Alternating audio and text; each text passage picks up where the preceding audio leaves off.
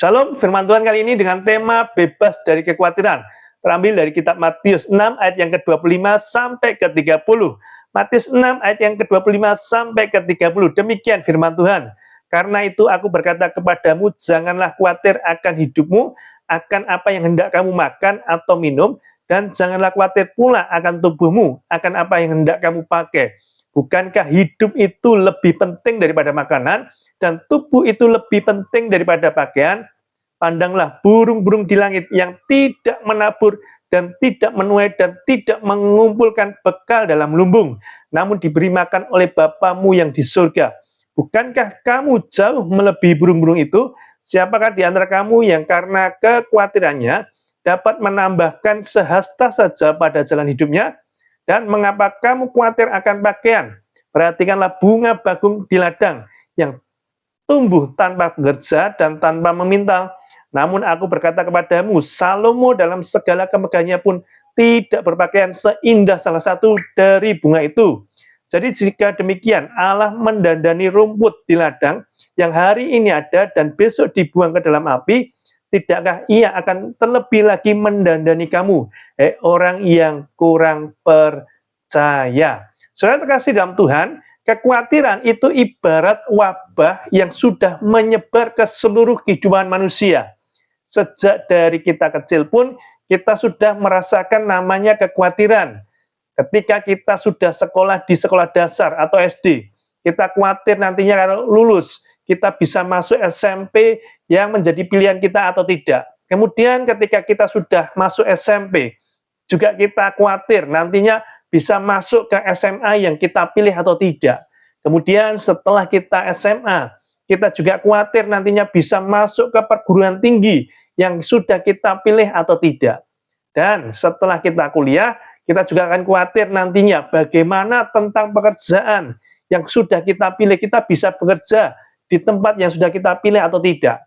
Dan ketika kita sudah bekerja, kita pun masih mengalami kekhawatiran tentang jodoh kita. Kemudian ketika kita sudah menikah, kita juga khawatir tentang belum dikaruniai anak. Dan ketika sudah dikaruniai anak pun, kita juga mengalami rasa kekhawatiran untuk bisa mencukupi kebutuhan anak kita. Jadi kekhawatiran itu ibarat wabah yang sudah melanda seluruh kehidupan manusia. Nah, kata khawatir dalam bahasa Yunani atau bahasa aslinya yaitu merimnao, yang artinya pikiran yang ditarik ke dua arah yang berlawanan. Jadi, ini menggambarkan iman berlawanan dengan ketakutan.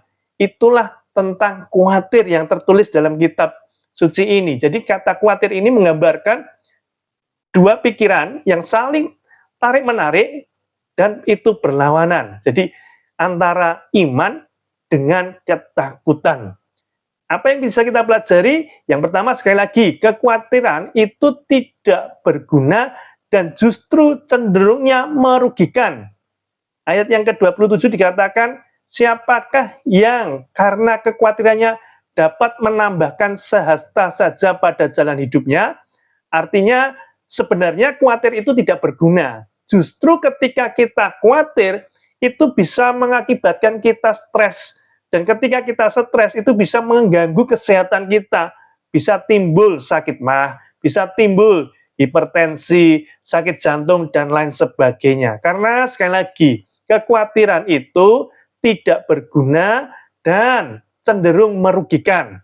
Bahkan, kekhawatiran itu sama sekali tidak berguna dan 99 kekhawatiran itu tidak pernah terjadi. Jadi kita diingatkan sekali lagi oleh firman Tuhan, bahwasanya kekhawatiran itu sebenarnya tidak berguna. Kita tidak bisa menambah satu umur kita dengan kita khawatir. Jadi tidak ada gunanya.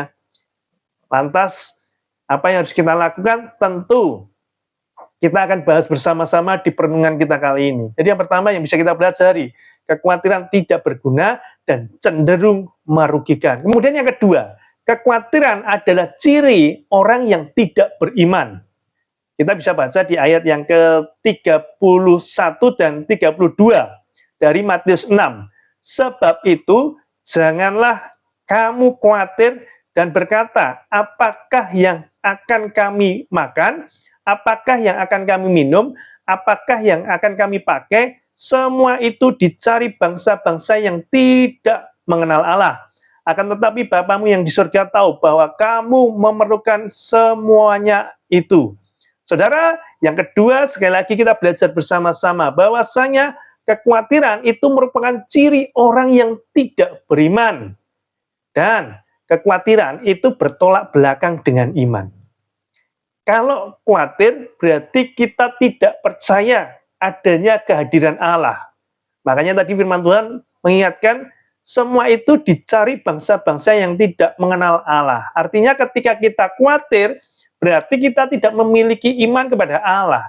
Kita tidak yakin bahwasanya Allah ada. Itulah kekhawatiran. Makanya kita diingatkan sekali lagi, jangan sampai kita khawatir. Karena apa? Bapa di surga pasti tahu tanggung jawabnya kepada anak-anaknya. Ketika kita dilahirkan, artinya Tuhan sudah mempersiapkan kita. Ketika Tuhan sudah mempersiapkan kita, Dia bertanggung jawab juga akan kehidupan kita. Yang kedua, ini kita belajar bersama-sama. Kekhawatiran yang berlebihan menggambarkan juga ciri orang yang tidak beriman. Yuk sama-sama kita introspeksi diri kita. Dalam menghadapi permasalahan, apakah kita cenderung untuk langsung khawatir, bahkan khawatir yang berlebihan, dibandingkan kita memiliki ketenangan dalam iman. Ini perlu kita cross-check dalam diri kita masing-masing. Dan yang ketiga, kita belajar bersama-sama. Kenapa dengan kekhawatiran ini?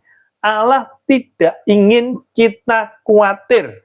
Ayat yang ke-25 tadi kita baca, karena itu aku berkata kepadamu, janganlah khawatir. Makanya Tuhan ingatkan, bahwasanya Tuhan itu tidak menghendaki kita khawatir.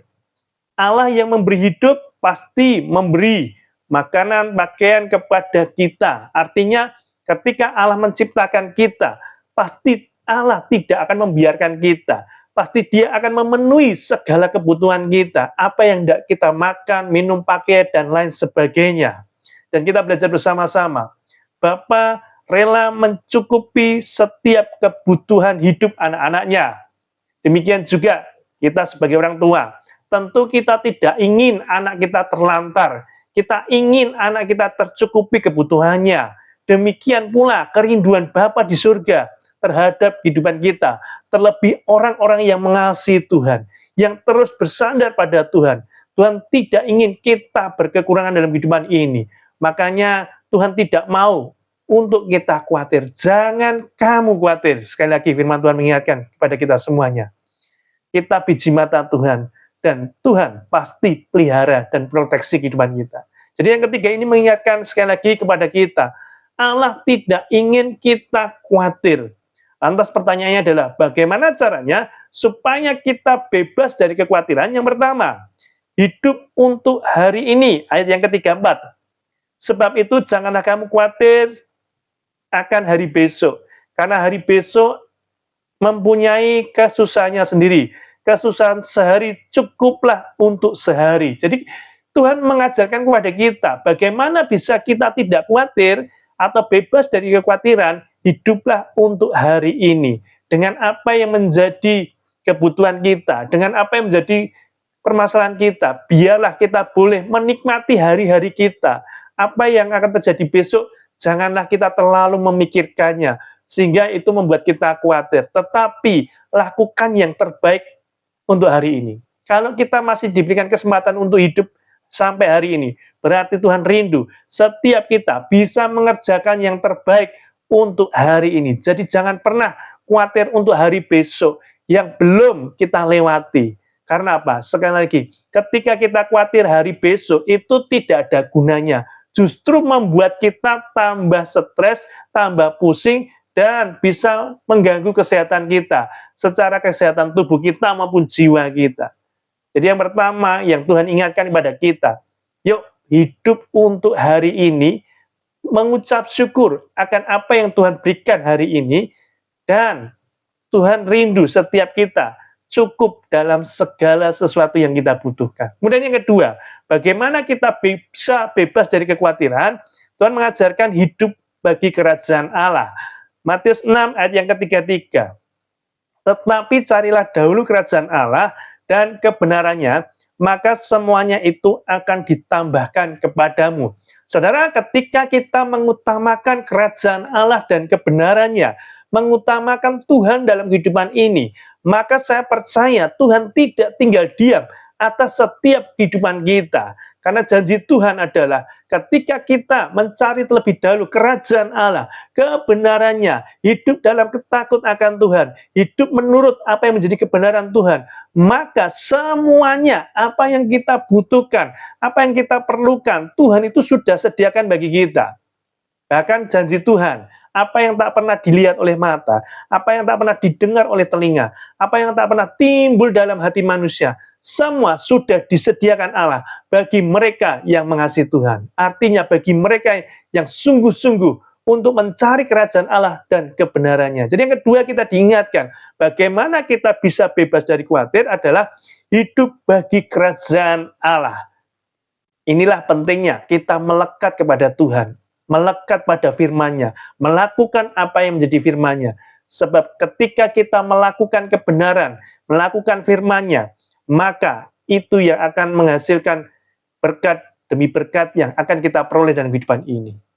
Dan melekatlah pada sumber berkat. Bukan sekedar kita cari berkatnya, tetapi melekatlah pada sumber berkatnya, yaitu Tuhan Yesus Kristus. Sebab dengan demikian, hidup kita senantiasa berbuah dalam segala hal.